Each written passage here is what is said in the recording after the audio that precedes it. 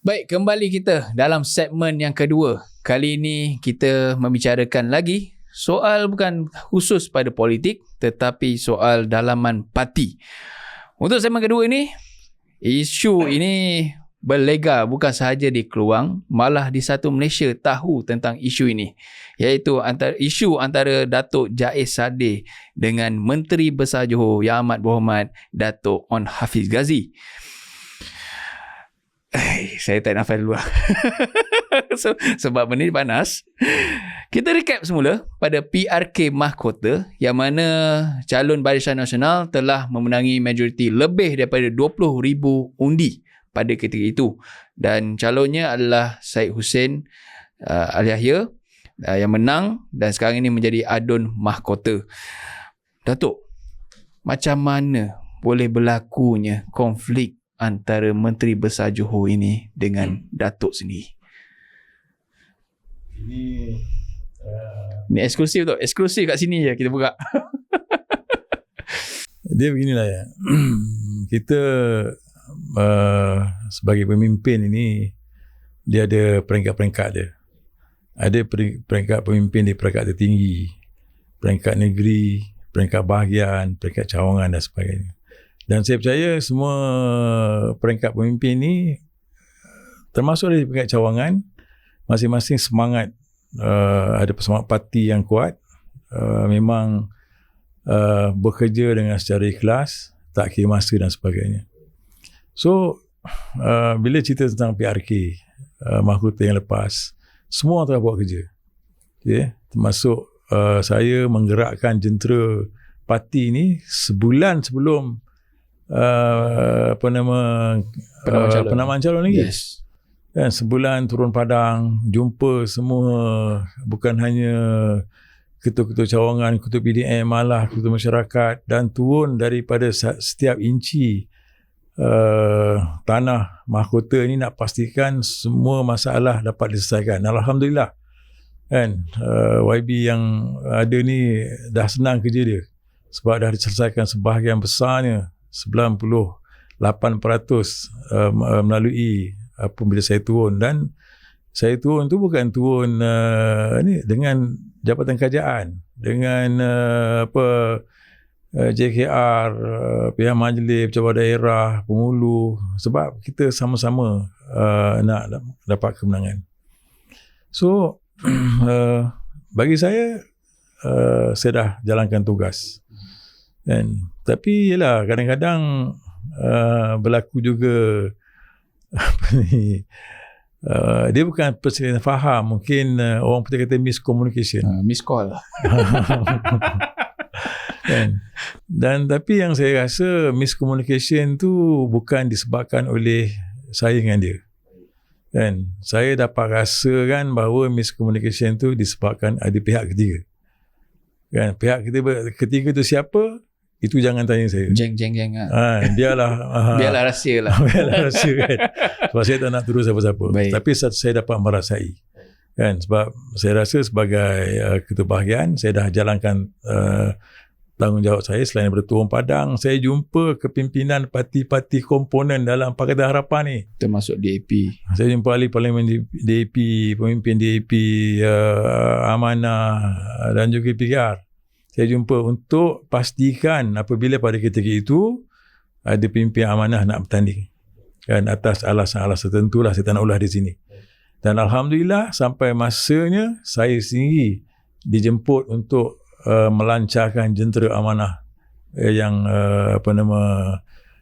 di Keluang ini. Baik. Di Mahkota. Jentera perpaduan. Jentera parti amanah. Okey, baik. Dan kemudian barulah parti-parti yang lain, termasuk grand final Pakatan Harapan. Saya turut simpati dengan ahli parlimen yang cuba bekerja keras pagi, petang, siang dan malam untuk meyakinkan penyokong-penyokong mereka menyokong Barisan Nasional. Dan ini semua, tapi oleh kerana itulah tadi, saya cuma nak menyatakan bahawa perkara itu berlaku apabila ada pihak ketiga. Saya katakan pihak ketiga ni kenapa?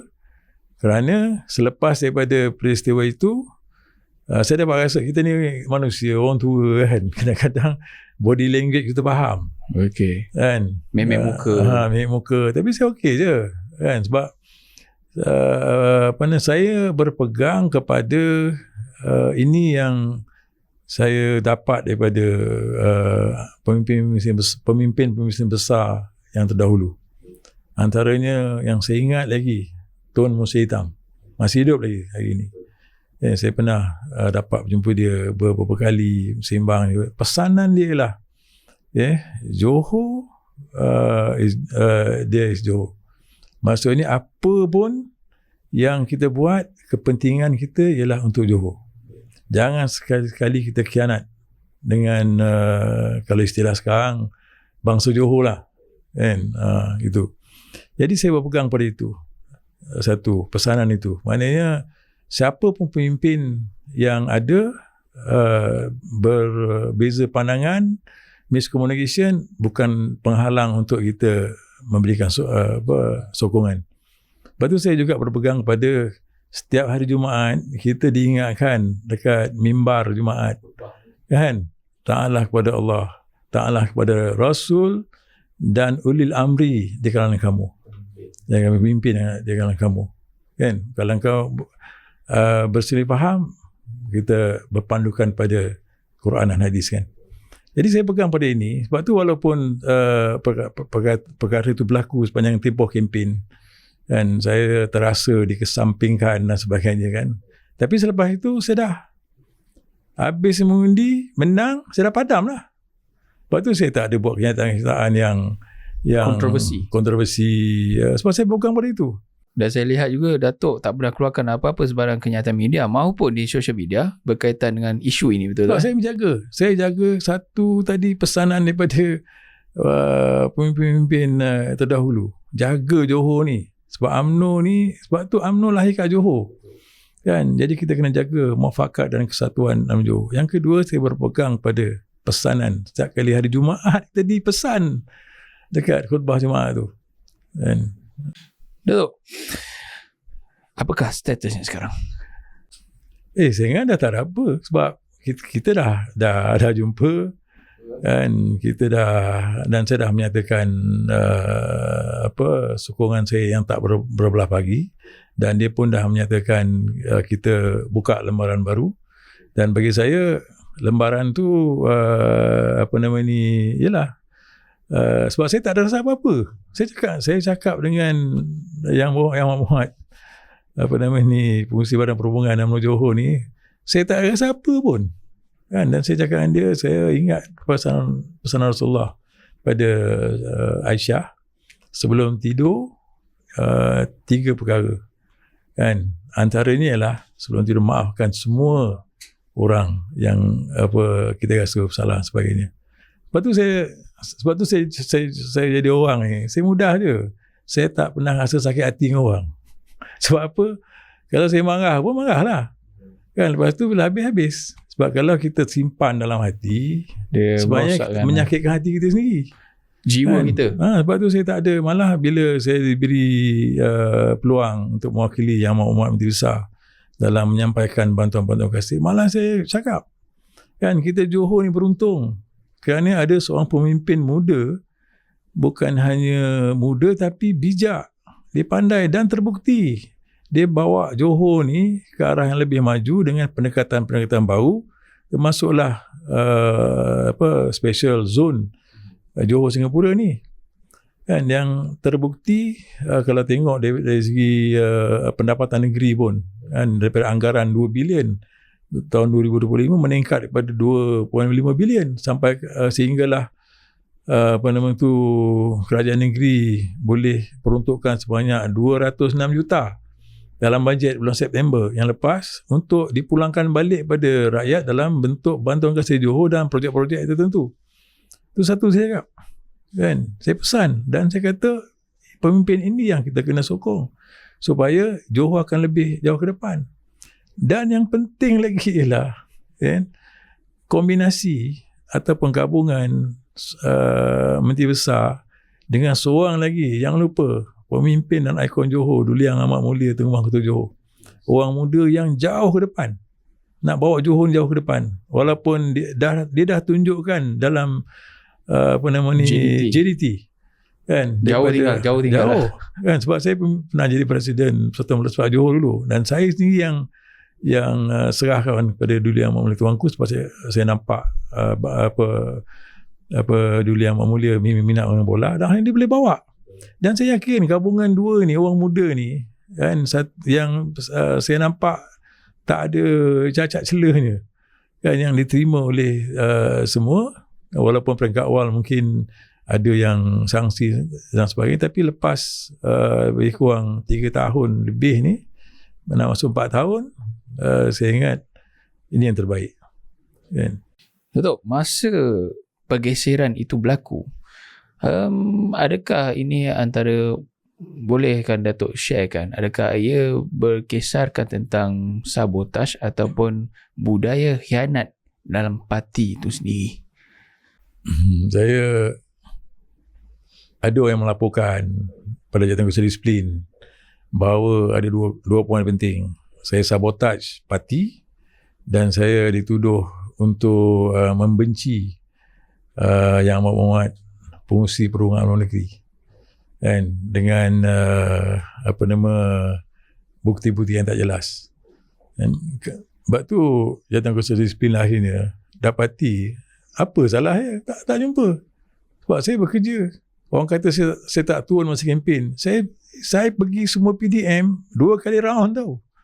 Sepanjang sepanjang sebelum dan selepas masa kempen. Kan? Kemudian dituduh saya membenci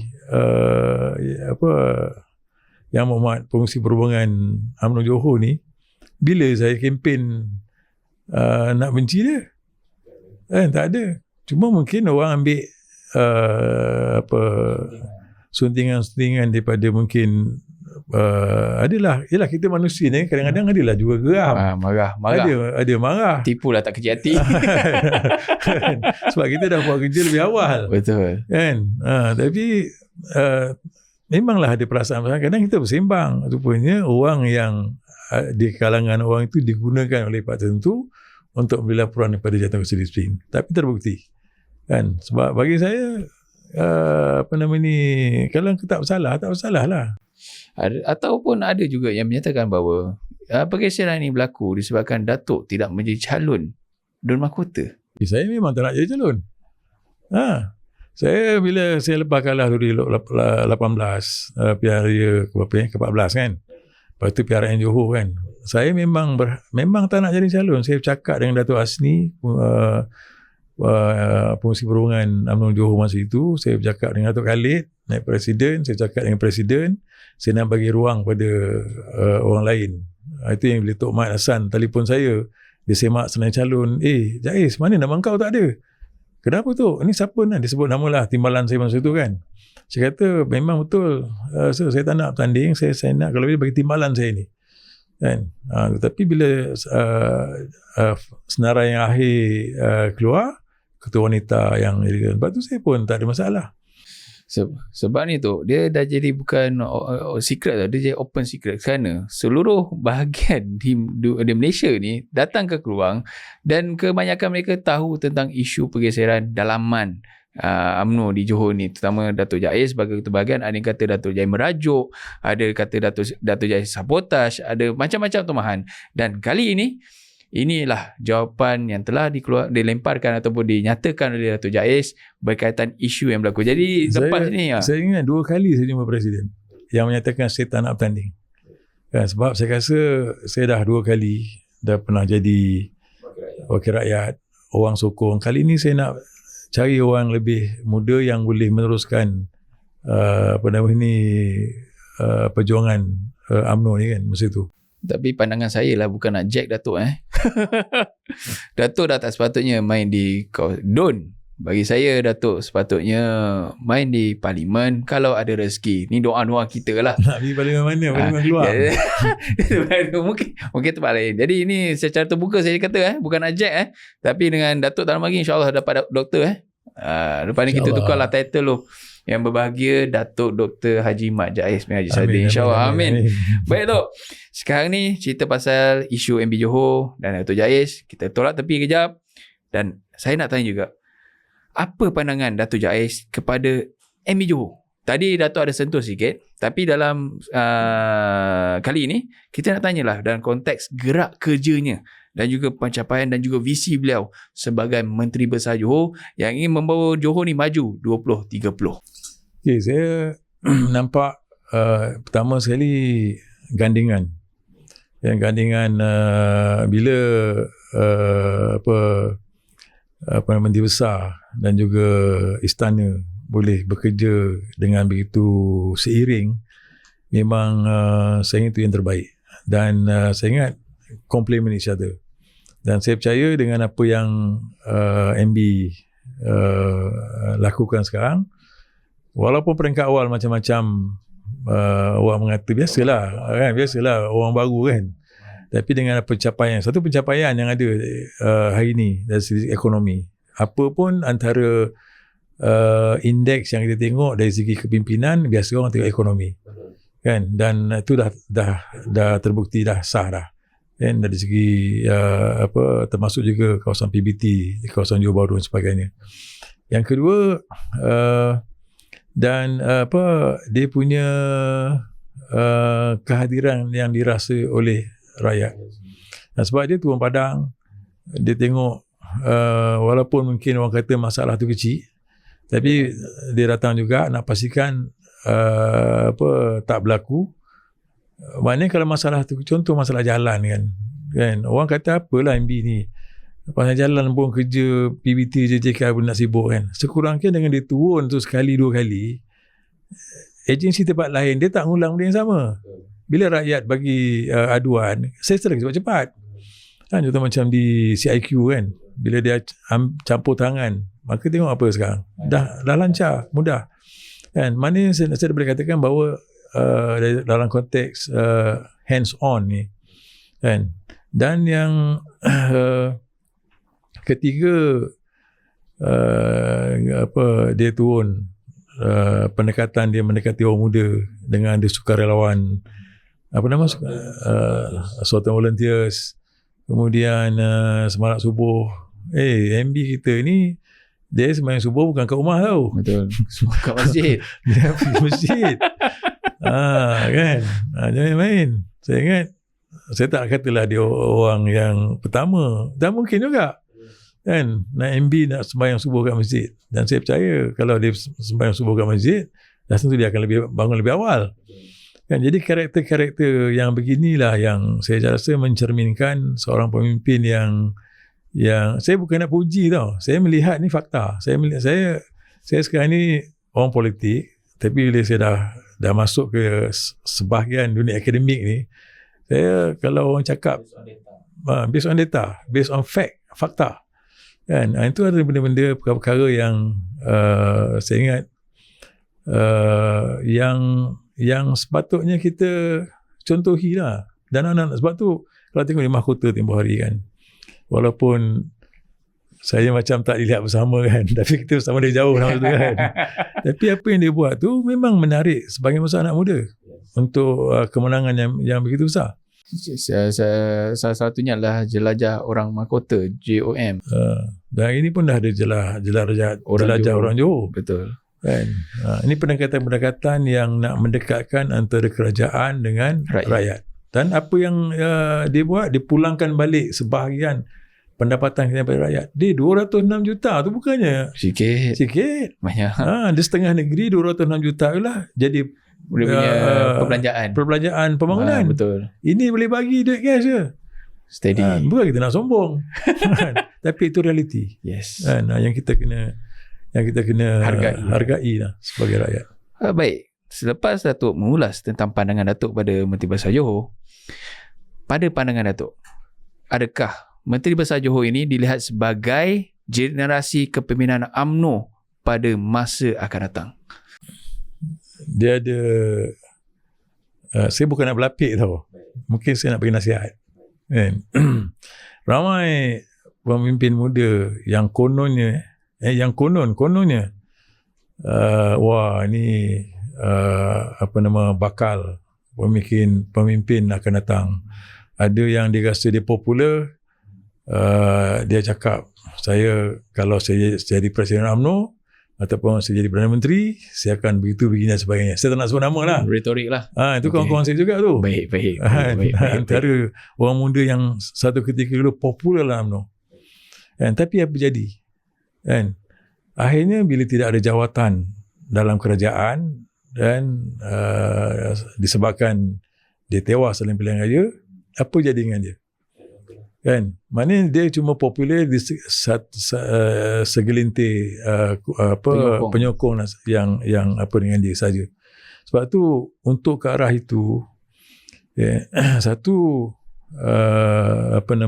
kita kena jelas dalam konteks, sebab generasi yang akan dipimpin akan datang sebahagian besar ialah generasi Gen Z, yang saya kata tadi, yang hidupnya terdedah dengan benda sosial, gadget.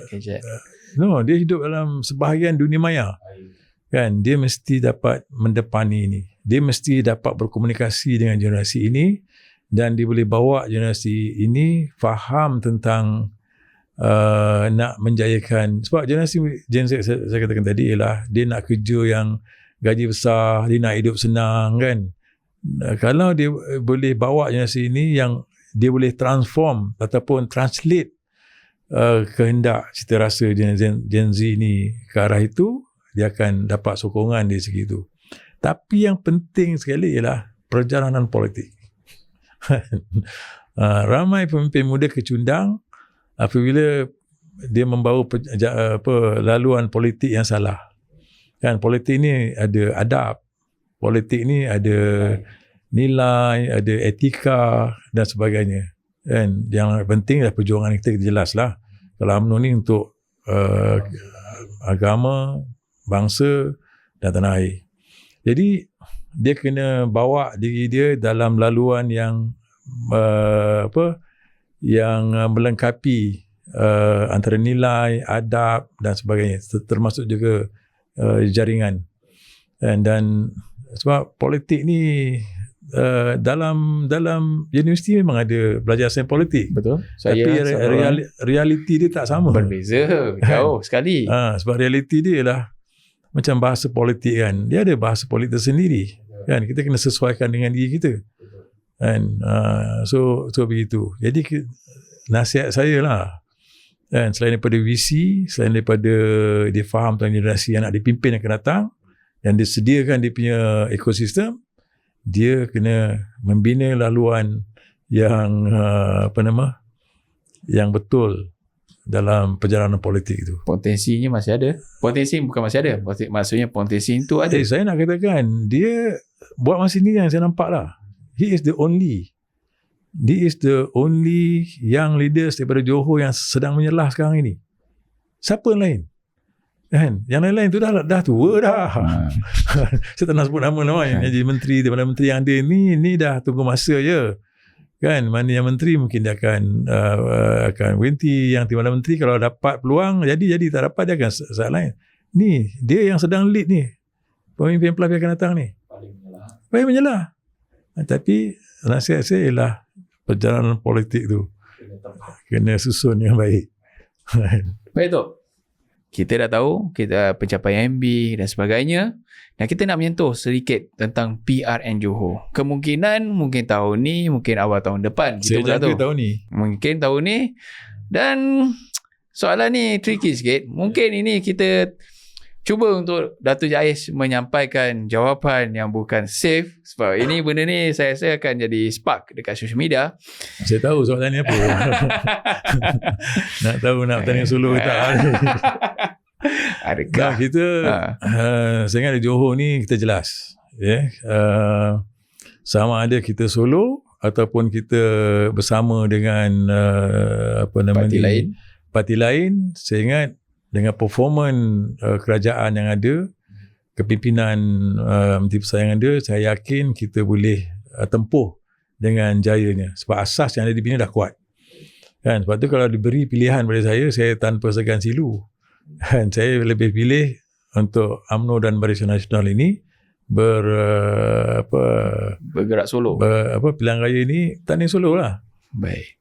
Dan saya yakin orang Melayu akan lebih yakin, dan UMNO Johor sepatutnya menjadi contoh kepada yang lain. Baik. Sebab di Johor inilah UMNO dilahirkan, dan saya harap saya nak melihat di Johor juga UMNO bangkit menjadi kuasa orang Melayu di masa akan datang.